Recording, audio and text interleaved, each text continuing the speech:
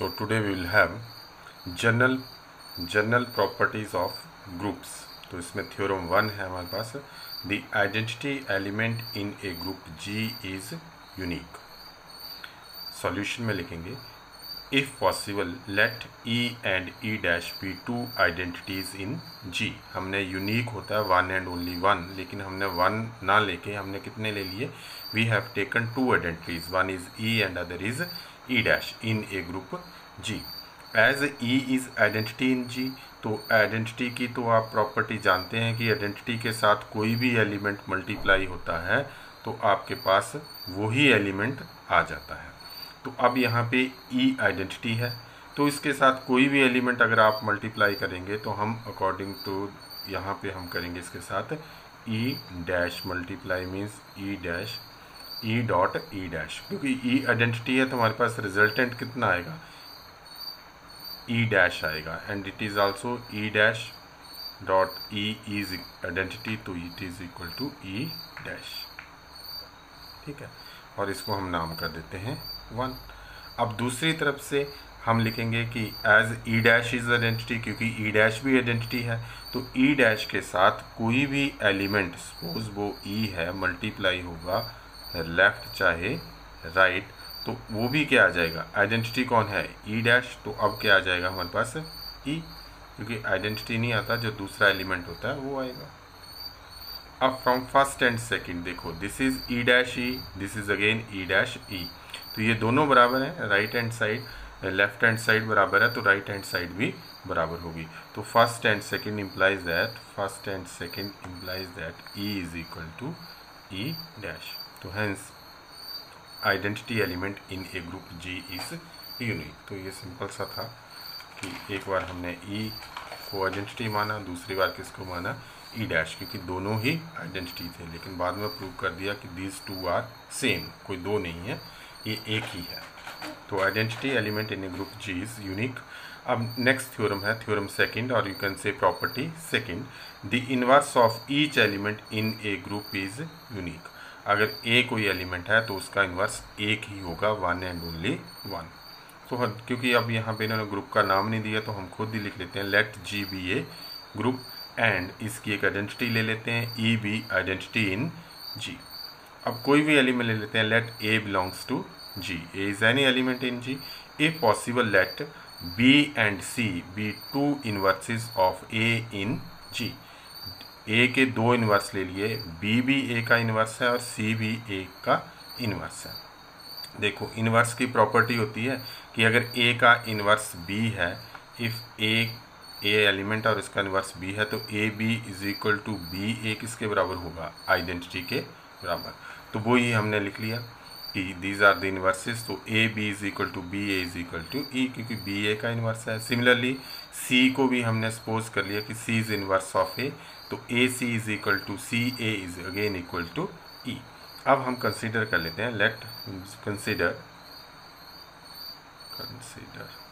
B, और B को क्योंकि हमने बी और सी को इक्वल करना है तो बी लिखेंगे, बी और बी को मैं लिख सकता हूँ बी इंटू ई, और ई को मैं यहाँ से लिख सकता हूँ, बी को ई सी ए भी लिख सकता हूँ और ए सी भी लिख सकता हूँ, लेकिन मुझे ए सी लिखना है। अभी मैं बता देता हूँ क्यों ए सी लिखना है।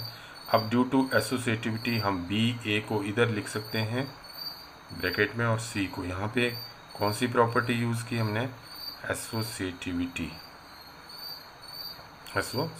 बी ए। अब बी ए मैंने यहाँ से देखा बी ए की वैल्यू कितनी है ई, तो बी ए की वैल्यू मैंने ई पुट कर दी, and this is equal to C. तो ई और सी जब मल्टीप्लाई होंगे, आइडेंटिटी के साथ सी मल्टीप्लाई होगा तो बी इज इक्वल टू सी।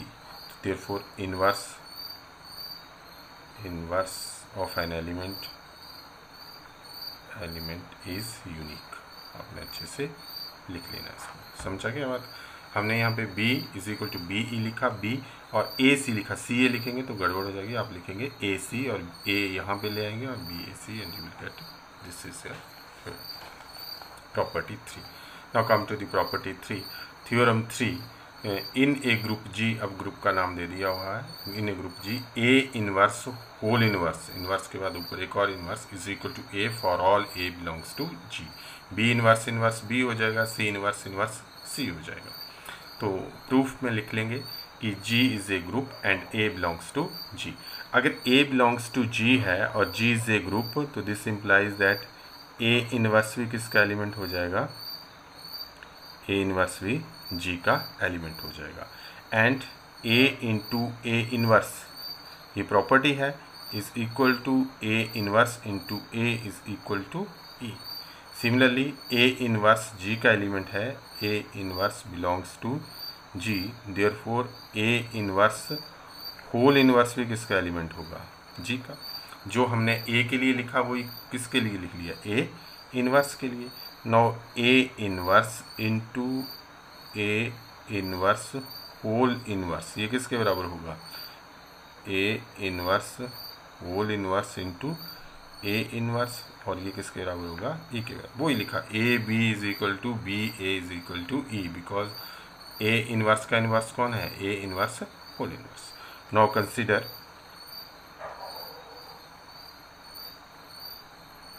फिर से हम कंसीडर करते हैं, और अब हम कंसीडर करेंगे again A inverse A is equal to E।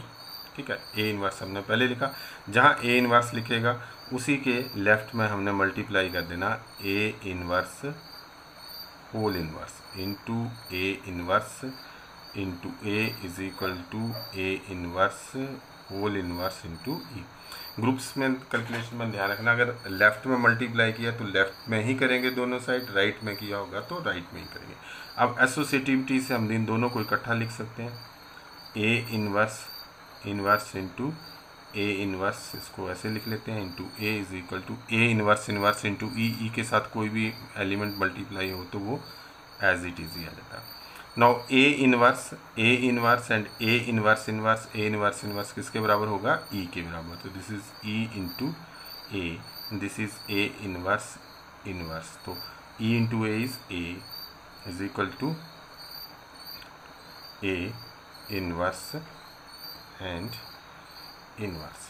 ठीक है, जहाँ पे हमने यहाँ पे जैसे डॉट लगा रहे हैं या कुछ भी लगा रहे हैं, तो दैट इज़ नथिंग, नहीं भी लगा रहे हैं तो वो क्या है, दैट इज़ दी, किसका कौन सा है, ये वही कंपोजिशन है जो ग्रुप में कंपोजिशन है। Group G is a group, तो इसमें कोई बाइनरी ऑपरेशन होगा, और वो बाइनरी ऑपरेशन वही है जो ये डॉट है। ठीक है, इसको मल्टीप्लाई भी हो सकता है, एडिशन भी हो सकता है, मैट्रिक्स मल्टीप्लिकेशन भी हो सकती है।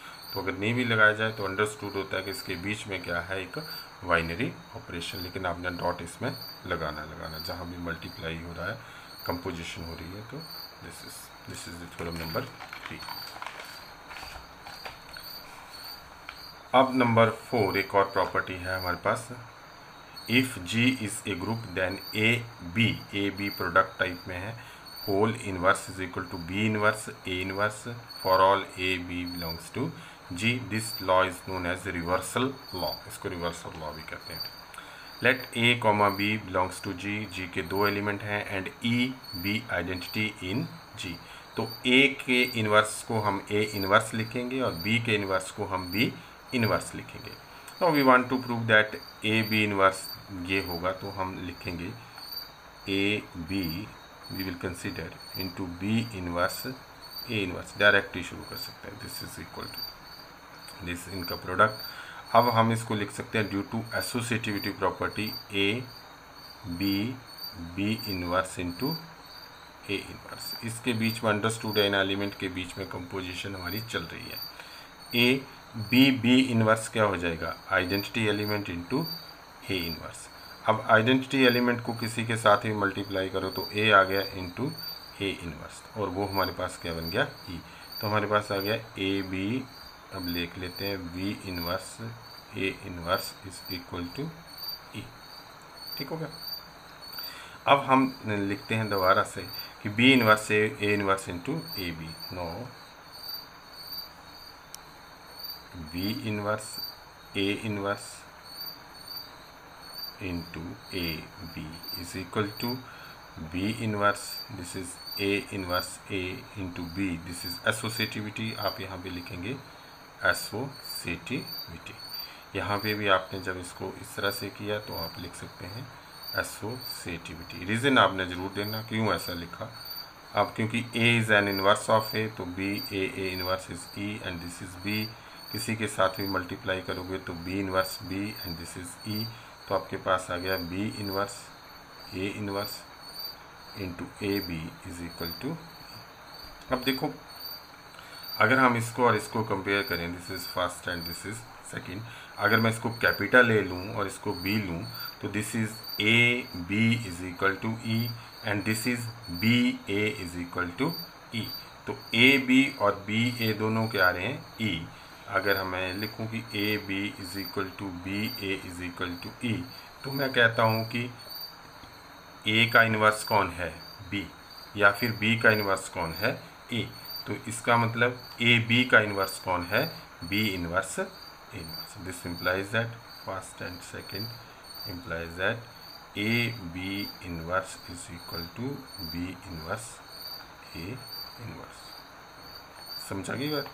ये हमने कौन सी प्रॉपर्टी से ले लिया कि A B is equal to B A is equal to E, A B is equal to B A is equal to E. It means that B is A inverse is equal to B, B A का inverse है। तो देखो इन दोनों को हमने multiply किया तो ई आ रहा है, तो इट मीन्स ए बी का इन्वर्स कौन होगा, ए बी का इन्वर्स कौन होगा बी इन्वर्स ए इन्वर्स। इसको हम ये भी कह सकते हैं कि बी इन्वर्स ए इन्वर्स का इन्वर्स कौन होगा ए बी, लेकिन हमसे पूछा ये था कि A B inverse is equal to B inverse A inverse. तो this is the property number 4। तो ये चारों प्रॉपर्टीज़ एक बार फिर से देख लेना, इम्पॉर्टेंट है और कहीं ना कहीं पूछ ली जाती है। Thank you.